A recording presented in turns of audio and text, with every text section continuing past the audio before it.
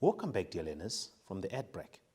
Before the ad break, we were able to prepare a trading stock account, and we're getting the amounts from the cash journals as well as the credit journals. With me here, I have an application question which I want us to do together. Make sure you have a pen, pencil, calculator. You need somewhere to write. Let's start. The information below relates to DK traders. For March, they use the perpetual or the continuous inventory system to record and manage trading stock. DK traders uses a markup of 40%. Use the following information to set up a trading stock account, and we must balance the account. Let us see. Here is my trading stock account. I'll keep in mind that on my debit, it increases, and on the credit, it decreases. The first information says the total stock in the storeroom in March has a value of 4,500. So therefore, that becomes my opening balance. I would then come here on the debit side. This is the month of March. I'll say the first balance, as this is the opening amount. Balance BD. The amount is 4,500. 4,500. That becomes your opening balance. Then it says the total cash sales for the month of March amounts to 1,260. It therefore means we now to calculate the cost of sales. Remember, cost is always 100%. Markup, remember, I told you to remember it. Markup in this particular question, just to remember, let me refresh in your mind. If you come back, they said markup is at 40%. So you come here and then you say 40%. Therefore, your selling price becomes 140, which is the 1,260. Now, we want to get the 100. I'm going to write it on top here. What I want is the 100. What I have is the 140. And I multiply that by 1,260. I'm going to give you a second just to punch in your calculator. I want you to punch your 100 divided by 140. And then you multiply that by 1,260.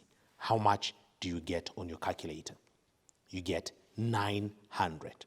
So what we're going to record is this 900. I will then come. Remember, we are selling. So I'll come now to the credit side. And then, remember, we're still in the month of March. Okay?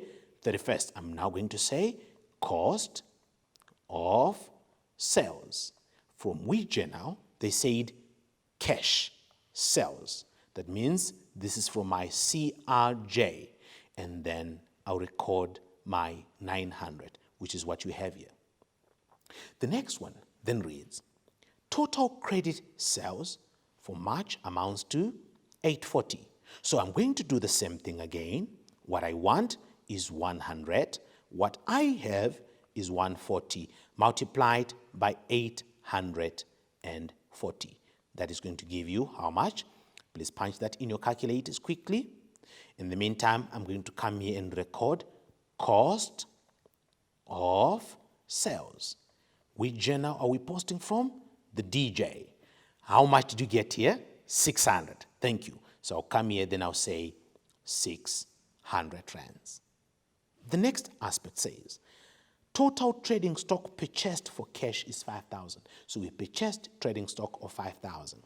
I will then come here and I'll say bank. From which journal? CPJ. And how much is the cash that we purchased? 5,000. I will then come here and I'll have my 5,000. I'm going to continue and see if I have more transactions. Yes, we have more transactions. And the next one reads, total trading stock purchased on credit is 1,400. So the moment we buy trading stock, This one was purchased on credit. This increases my trading stock account. That means I'm going to come to my debit side and I am going to say creditors control. Creditors control. From which journal? Definitely from your CJ. How much are we talking about? 1,400. Let's go on and see the next transaction. It says, the total debit notes for trading stock returned issued during March amounted to 1,000. So this is the total debit notes for trading stock that was returned. In this case, we're already given the cost price, so we do not need to calculate anything. This was the cost price. I'll simply come to my credit side and I'll say again, creditors control. From the creditors allowances, CAJ, and then I'll record my 1,000. This is the stock that we returned to our creditors. The owner took stock to the value of 2,000. Once stock is taken, remember that is your drawings. I'm going to come to my credit side again. I'm recording drawings. Drawings with journal from the GJ. And the amount is going to become 2,000. Do I have any more transactions? No. So we now need to close off the ledger account. Remember again, the side with the highest amount. In this case, the side with the highest amount, I am going to say my 4,500 plus the 5,000 plus the 1,400. Then I get 10,900. I have the same 10,900 on both sides. Then I subtract 900, 600, 2,000, and 1,000. Then I'll have my balance carried down, which is 6,400.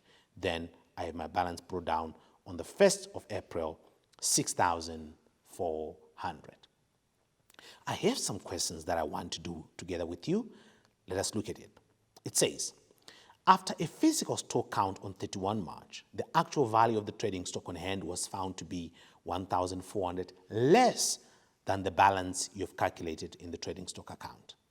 All right? In the trading stock account, how much did we calculate, if you still remember? 6,400.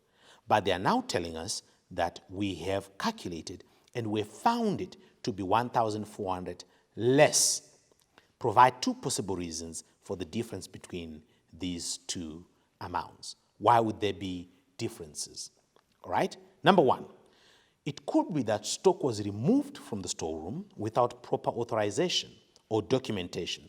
Therefore, stock control measures are not effective. That is very important. The moment there are not effective stock control measures, stock can be moved without anyone noticing. Stock was stolen, there is a possibility of shoplifting. The next possibility is that stock was ordered and entered from the documentation received, but items were not physically received yet on the 31st of March. So it could be that we ordered stock, we have already recorded, yet physically the goods have not yet been delivered. Here is another question that I have. It says, the business purchases more on cash. The business is buying more on cash than on credit. Prove this statement by giving figures or amounts to motivate your answer. We want to see, is this business buying more on cash than on credit? Here is the trading stock account. How can we prove that this business is buying more on cash than on credit? The bank, that is the CPG amount, that therefore refers to cash purchases. On the debit side, we're looking at this 5,000. While the creditors control amount, that is credit purchases, is 1,400. All right? The credit purchases, there is your credit purchases. So we're now saying this is your cash purchases and this is your credit purchases. So is it true that this business is buying more on cash than on credit? Yes, because our cash purchases are 5,000, yet our credit purchases are 1,400. Let us go for an ad break. I'll see you shortly.